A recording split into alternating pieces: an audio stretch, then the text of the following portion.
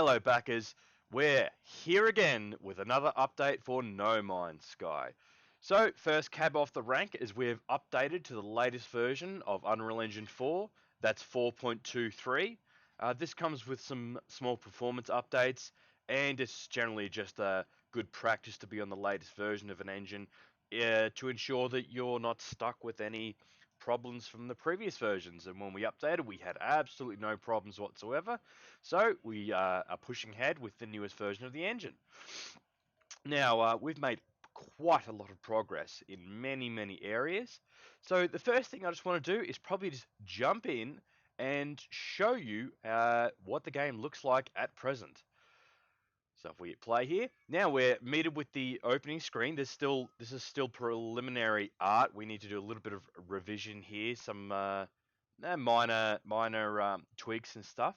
So what we're going to do is going to put our name in here, right? Get our name in there, and now all these menus actually work. So we've got a set of instructions here. We've got this actually resets the game level. You know, your general quit, your settings for the resolution and stuff. All this stuff is now functional.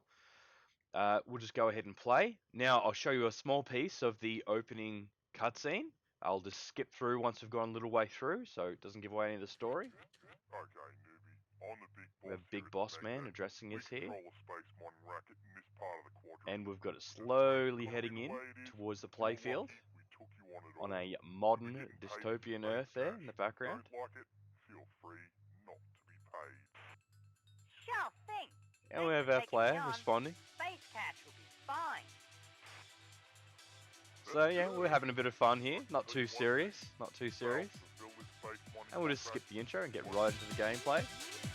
So now as you can see, we have a health bar up here. We have our score over here.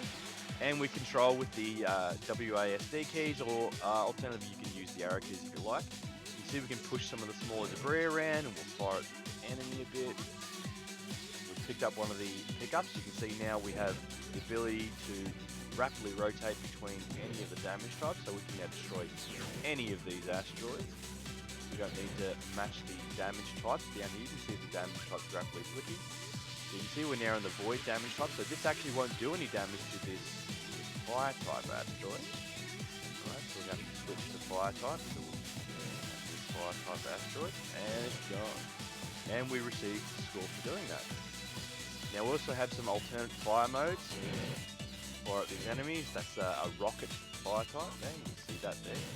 We can pick up this pickup here to increase the rapidness of the player's firing mode.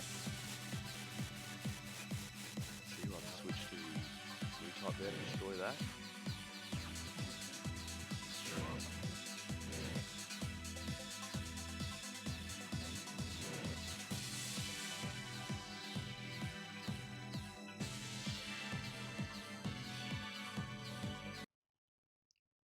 Okay, so let's now move on to the next thing that we've been working on.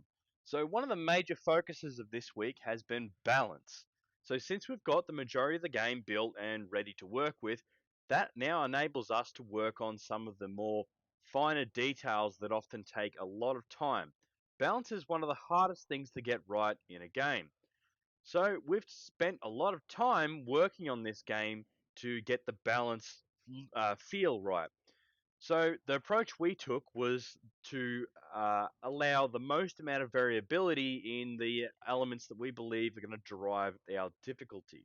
So this is things like spawn rates, the amount of damage that the player needs to take before they die, the amount of damage that the enemies have, the amount of damage that's dealt per shot by the player, as well as things like fire rates and other more finer details such as movement speed on the enemies and some of their behavioral characteristics. So the ability to adjust all these parameters allows us to derive a linear difficulty curve that provides a feeling of accomplishment as you go through a level and as you receive a more difficult experience as you go through. It gives a bit of a direction in the feeling as you go through any given level.